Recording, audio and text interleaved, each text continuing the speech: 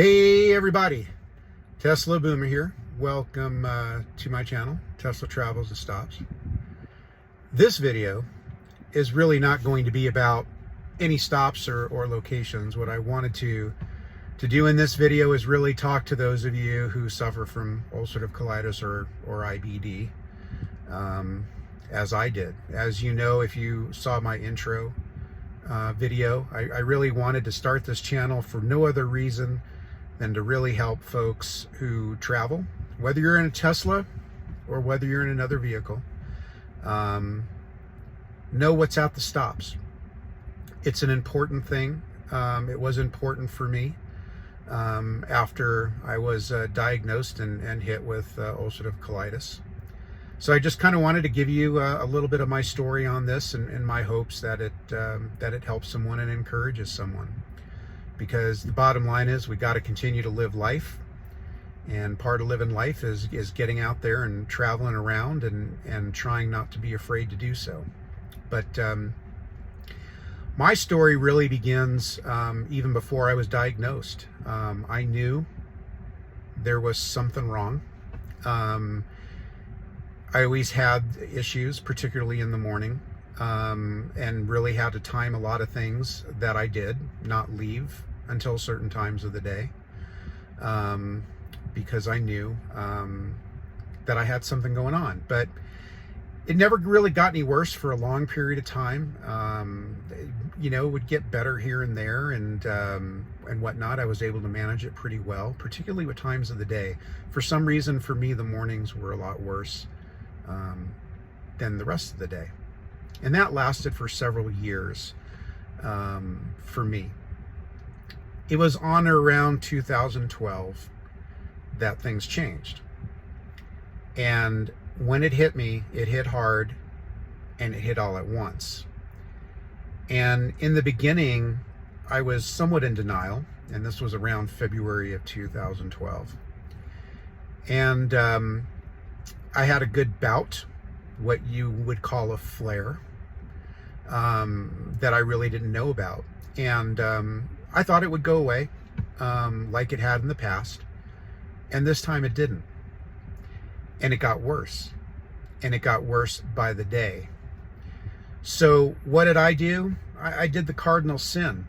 I went on to Google and started looking up all my symptoms.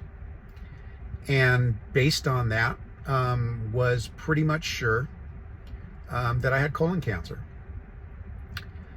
I went to my general practitioner, explained to him what was going on, and as a result, he gave me fiber.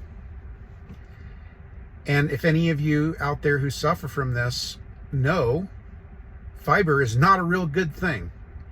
So it continued to get worse.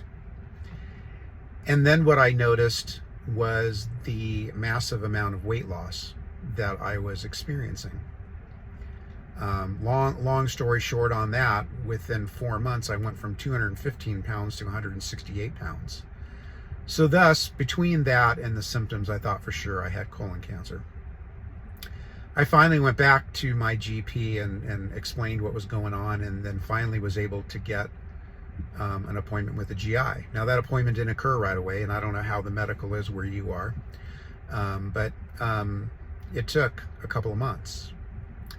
And I finally got that appointment, and I told the gastroenterologist, I said, look, I'm pretty sure what I have.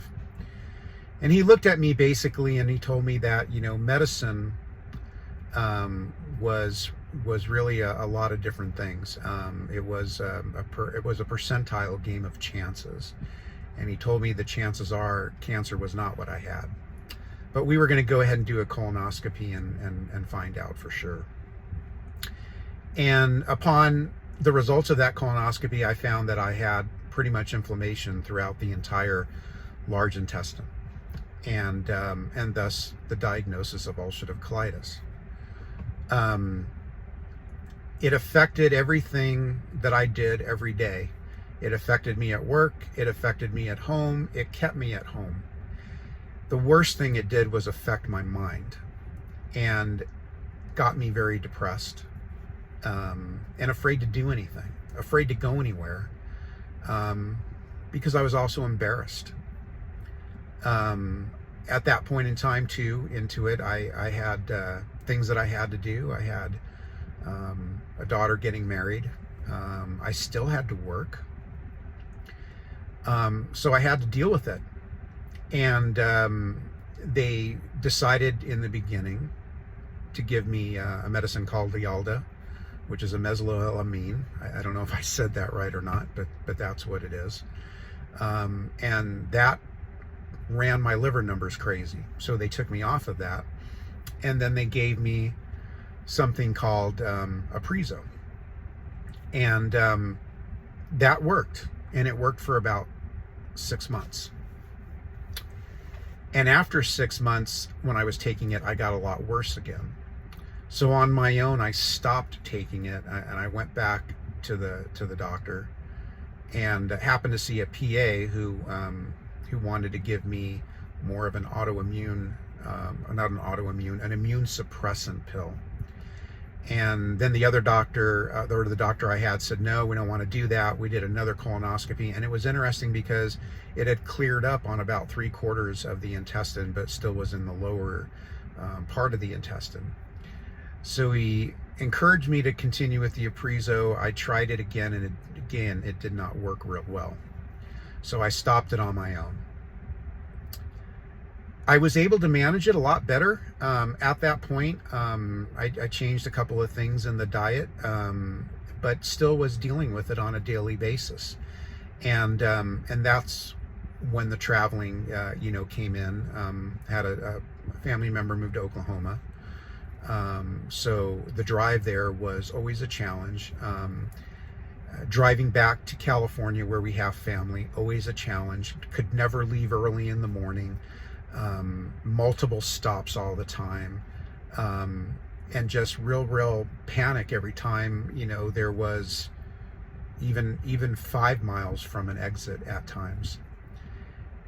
And I remember flying. If any of you fly, there was no worse scare to me, or panic, if you will, than the plane pulling away from the gate and knowing that probably for a good 15 minutes, if you needed to go to the restroom, you couldn't get up and go, because that plane had to take off, reach altitude, and then hopefully you weren't in a lot of turbulence. And then the other big stressor was about half hour from landing, when they started clearing everything up and saying, hey, you're going to need to stay in your seat, and then kind of hoping and praying nothing happened while you waited for the plane to land and taxi to the gate, and then had all those people stand up and waiting to get off the plane. Another stressor. But I knew also you couldn't stop living. You had to keep going. And, there just came a day where, you just decide to fight it. And you decide that you're not going to let it really control your life. And you manage it. And you have your good days and your bad days. Well, what happened to me was that all of a sudden, one day, I realized lying on the floor that I could not lie flat on the floor. And thought, wow, that's really strange, and went to the doctor for that, and they took all kinds of rheumatology tests. And my CRP was really the only test that came back very, very high. And if you don't know what CRP is, it's C-reactive protein, and it measures the inflammation in your body. And ulcerative colitis, which is autoimmune, amongst thyroid, which is autoimmune, is a sign of inflammation in your body.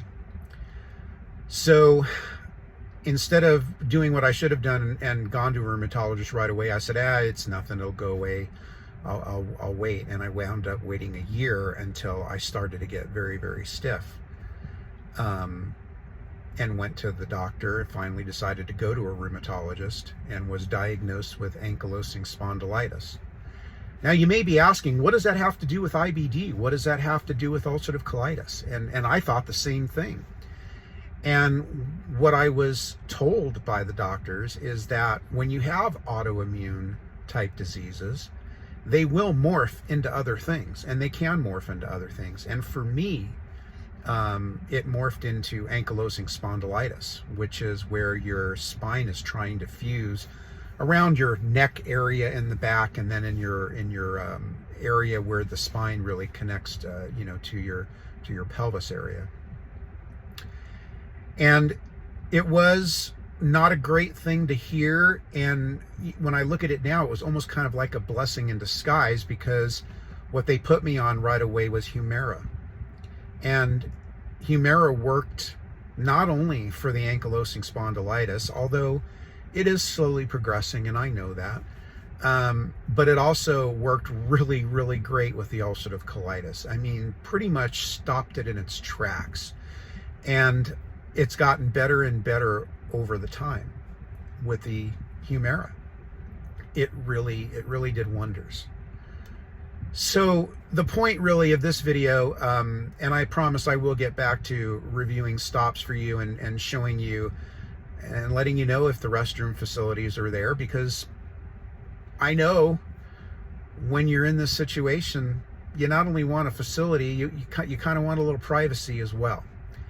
And I'll also let you know what kind of food is there, because what I used to do, and I don't recommend this, is I would travel 10 or 11 hours a day and not eat a thing because I was afraid. And that's not a great thing to do either, nor is it great with your partner. And you know, if we ever can get Mrs. Tesla Boomer on one of these things, I mean, I would starve her out because I was afraid to stop. But you know, the Humira was a godsend in a way. And was it a scary godsend? Yeah. I mean, if you look at the advertisements that are on TV, if you read the side effects, you know, it's like, oh my God, is this going to kill me? But what I've kind of learned is, if you start Googling everything about this disease or about other IBDs, if everything Google said was true, we'd all be dead. So you can't live in fear. And I had to really draw upon that strength. And, you know, it was like being in the army. You can't be in fear. You just got to go tackle it. And that's what you guys need to do, is go and tackle it. Now, plan. That's why if you are going to travel, just plan.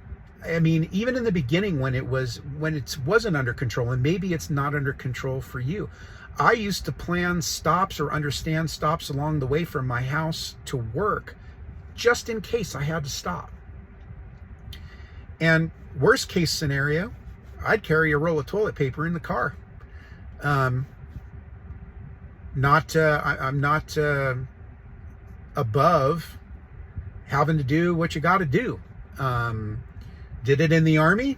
Did it camping? You got to do what you got to do, but you can't stop living.